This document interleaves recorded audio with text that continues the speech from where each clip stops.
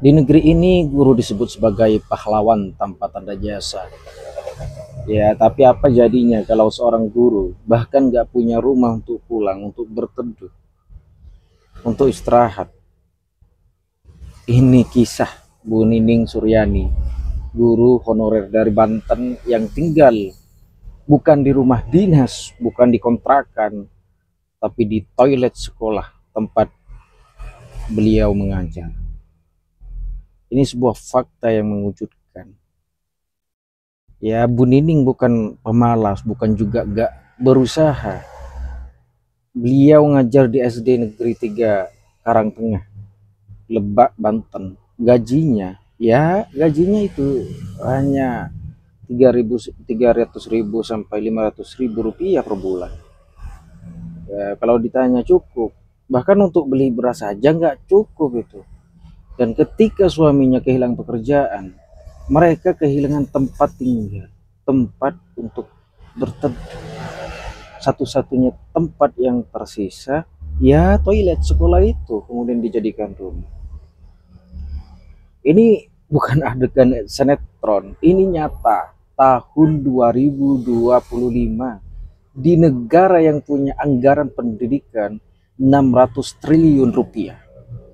Tapi seorang guru harus tidur di tempat yang harusnya cuma buang air. Ya sangat ironi. Atau seolah-olah ini sistem yang tidak peduli. Beliau bilang, saya malu tapi saya sudah terpaksa, katanya dalam berita itu, dalam wawancara. Ya bayangin kawan-kawan, seorang guru tidur di toilet. Sementara di pagi harinya dia harus tersenyum dan ngajarin anak-anak. Kan miris sekali.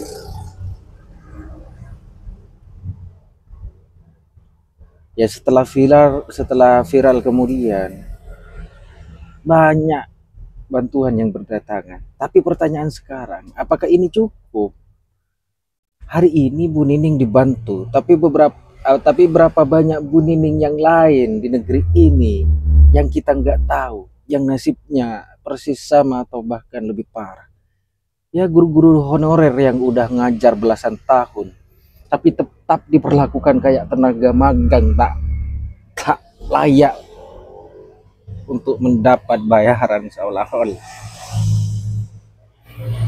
Ya, kita hidup di negeri yang katanya cinta pendidikan, tapi lupa kasih makan kepada pendidik begitu.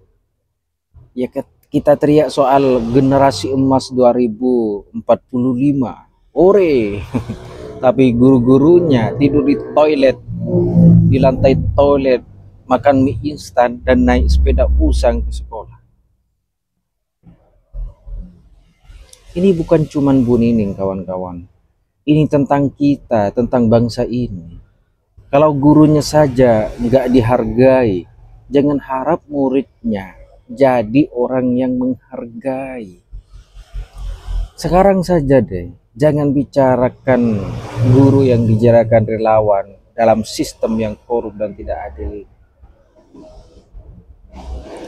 Maka yuk kita sama-sama mencoba merefleksikan pemikiran ini. Ya, negara kuat dimulai dari guru yang dimuliakan. Dari dulu kisah Indonesia, baik dari perguruan silat sampai ke perguruan akademik ini, guru merupakan tonggak, merupakan sesepuh yang harus dihormati, disayangi, bahkan penghormatannya sampai kalau zaman dulu itu harus merangkak untuk menghadap guru. Tapi sekarang penghormatan itu memang, jadi ini semacam kontroversi bagi kita kawan-kawan. Ketika kita menghormati guru diberi beras, diberi bantuan, di balangnya kita hanya diperbudak. Tidak perlu melakukan itu karena terjangkit pemikiran-pemikiran modern bahwa kita itu bukan budak, kita setara. Tapi di satu sisi saat ini setelah kita berpikiran seperti itu, banyak guru yang terlantar. Oke, ini hanya semacam refleksi saja untuk hari ini. Demikian, assalamualaikum warahmatullahi wabarakatuh.